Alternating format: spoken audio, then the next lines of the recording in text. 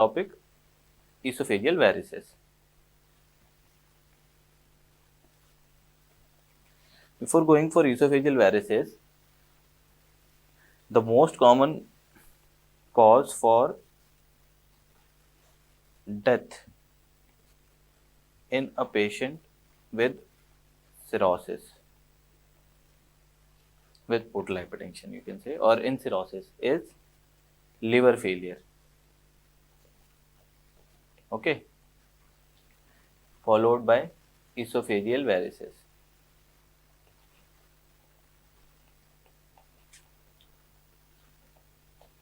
Okay, now this esophageal varices are the varices which are present at the level of lower esophagus and upper stomach, or at the level of GE junction.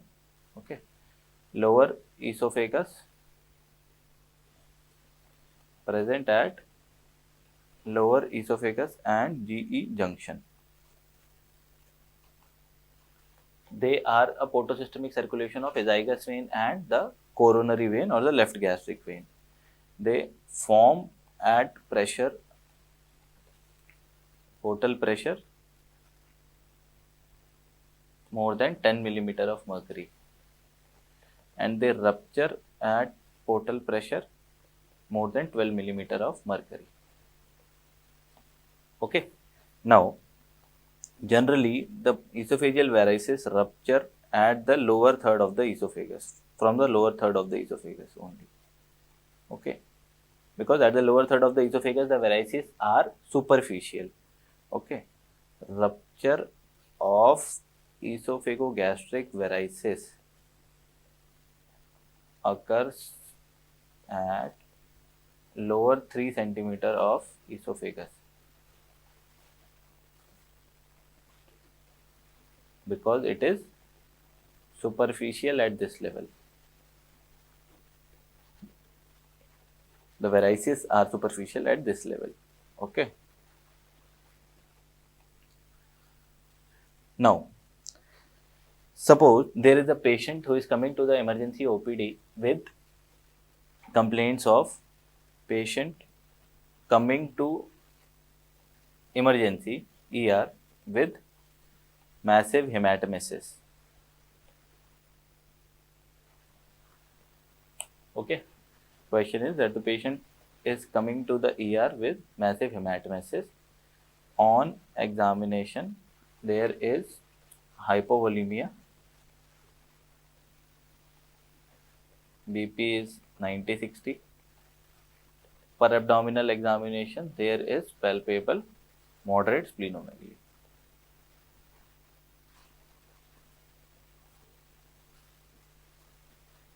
Okay, now we are not very sure that this splenomegaly is due to the portal hypertension or not, but in general, any patient having hematemesis or GI bleed, the initial protocol for management will remain the same. So, what is the first treatment here? First treatment is put 2 large bore IV cannulas. Okay, then start IV fluids.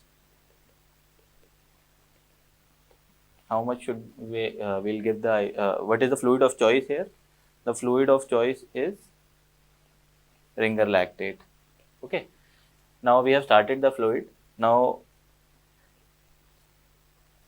we'll send all the lab investigations. If the HB is less than 8, then we'll give blood transfusion. Our goal is to keep the hemoglobin close to 8 or 8. Okay, we don't want it to go more than 8. We don't want the pressures to go more than 100. Okay, so we want to maintain the blood pressure or the systolic blood pressure at the level of 100, and we want the hemoglobin to be at 8. Okay, then if there is splenomegaly also, we'll think that this is a portal hypertension. This is because of a portal hypertension, esophageal varices rupture, and we'll have to start drugs.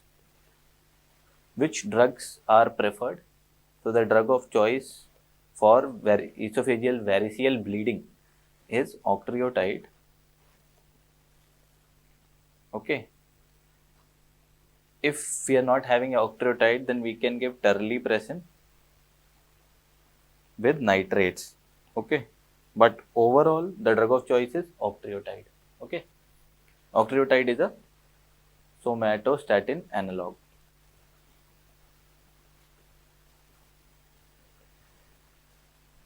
Now we have started the medical management, and the bleed is or the patient is now stabilized. Okay, now what is the next step that we are going to do? We will do upper GI endoscopy.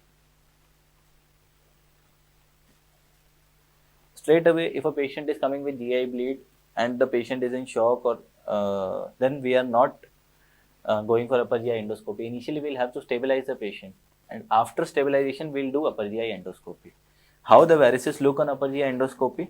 These are the non-bleeding varices. Okay, so this is the dilated veins here, dilated tortuous veins.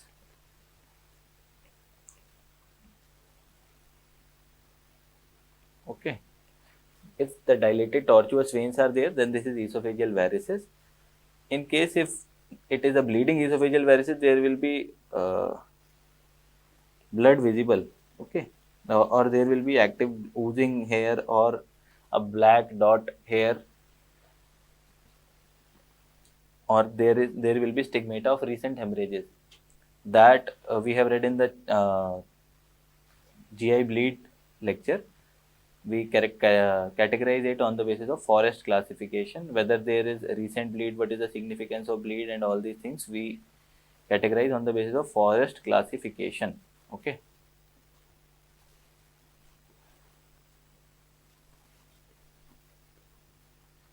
Now suppose we have diagnosed that it is esophageal varices on endoscopy. Now these varices can be treated with two methods. These two methods are esophageal variceal ligation and endoscopic sclerotherapy. Okay, so EVL is the preferred method.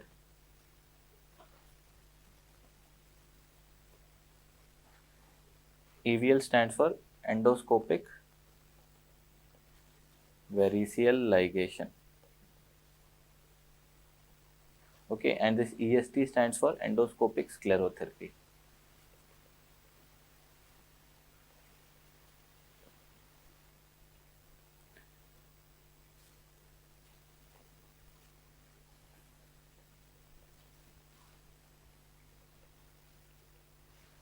This endoscopic sclerotherapy is easy to perform, but there is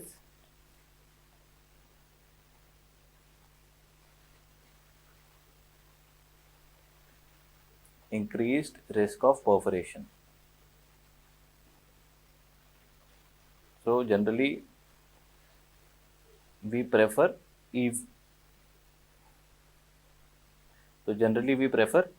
EVL. Okay, this is the preferred method. So now, along with that, we will give IV antibiotics also, because these IV antibiotics, they help in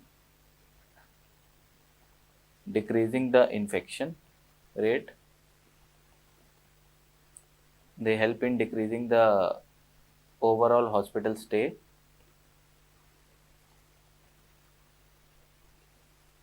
And help in decreasing rebleeding. Okay, so that is why along with that we'll have to give IV antibiotics for at least 7 days.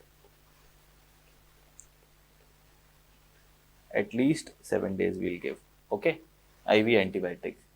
Routine IV antibiotics is given in patients with bleeding esophageal varices, not in a normal esophageal variceal patient, in patients with bleeding esophageal varices. Okay. Now, we have treated the patient. Suppose if the patient rebleeds after EVL or EST in 24 hours of the procedure. Okay. Now, what we'll have to do? We'll have to perform repeat endoscopy.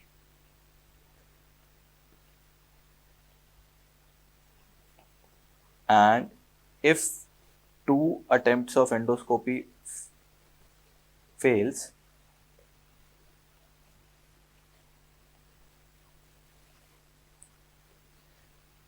what does this mean? That there is a lot of pressure in the you can say in the varices or in the portal system. So we'll have to decrease the pressure now.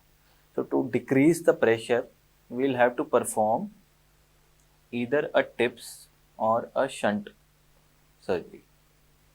TIPS is also a type of shunt, transjugular intrahepatic portosystemic shunt, generally performed by interventional radiologist. Okay, so if the 2 attempts of endoscopy fails, and then we'll have to go for TIPS or shunt. Now, in rural areas,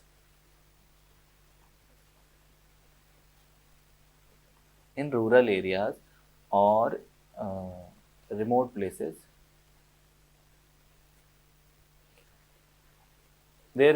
suppose if there is no facility for endoscopy, there is no facility for TIPS or shunt surgery, and no ICU setup, then to transfer the patient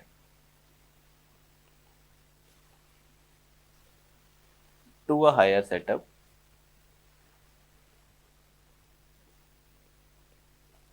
we can use a tube.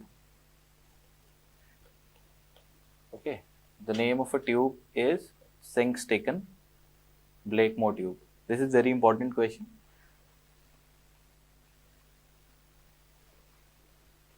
Sengstaken Blakemore tube, or in short SB tube. They'll give you the picture of SB tube and they'll identify the tube. The answer will be Sengstaken Blakemore tube. It is used in rural setup to transfer the patient to a higher setup in patients with bleeding esophageal varices. Okay.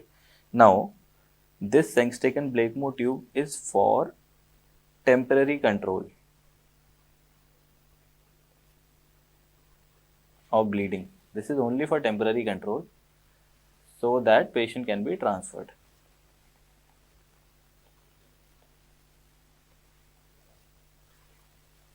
Okay. Now, one important point is that first I'll show you the tube and then I'll discuss. Okay. So this is the picture of Sengstaken Blakemore tube. This is a Sengstaken Blakemore tube. How to identify? There will be various tubes. You can there may be Foley's tube, Foley's catheter, other tubes, and how to identify this Sengstaken Blakemore tube? That there are 3 channels, 2 balloons. Okay, there are 3 channels and 2 balloons. This is very important. Here, one balloon is a gastric balloon, other is esophageal balloon. Okay, suppose this is going through the mouth, and through the mouth, this is not an nasogastric tube. This is going through the mouth into the stomach. Through these aspiration channels, whatever content is there in the stomach will be aspirated first. Then we'll inflate the gastric balloon. First we'll aspirate whatever is there in the stomach. Then we'll inflate gastric balloon with 50 ml air. Then we'll pull the tube so that the gastric balloon snugly fits at the level of G junction. Gastric balloon comes at G junction.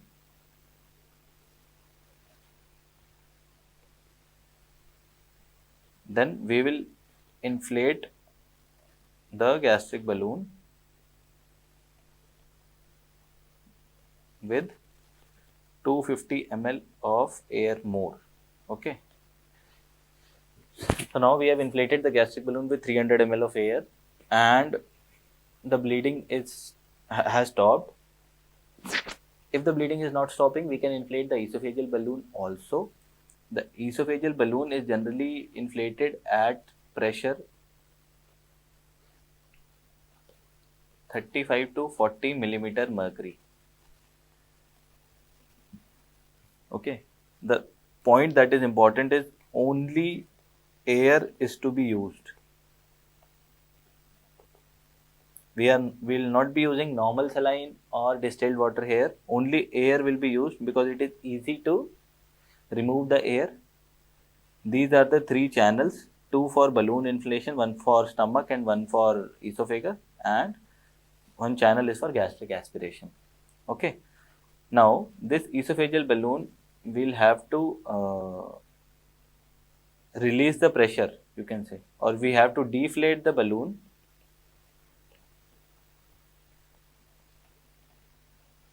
every 12 hourly. Why? Because it can lead to the esophagus necrosis. Okay, if the pressure is more than 35 to 40 millimeter of mercury, or if we are inflating the balloon, esophageal balloon, for a longer period of time, it can lead to ischemia of the esophagus and can lead to necrosis or perforation of the esophagus. Okay, so that is why we will have to deflate it every 12 hourly.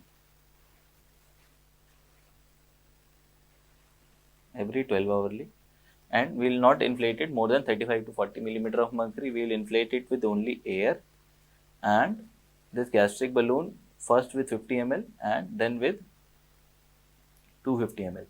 Because this esophageal balloon inflation can lead to various problems. Okay, that is why another kind of tube has been made, and the tube is Linton Nachlas tube. Okay, here only one balloon is there, that is gastric balloon. Okay, so this is a single balloon tube.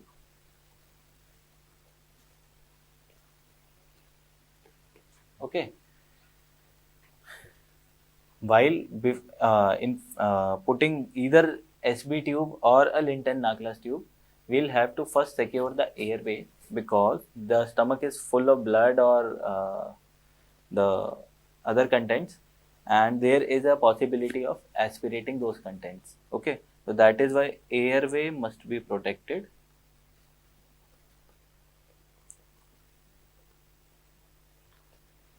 Before putting these tubes, and if we are putting this tube, straight away we'll have to first aspirate the stomach with the help of tube. Okay, otherwise there will be aspiration. And the most common complication associated with the tubes, associated with SB tube or any tube here, is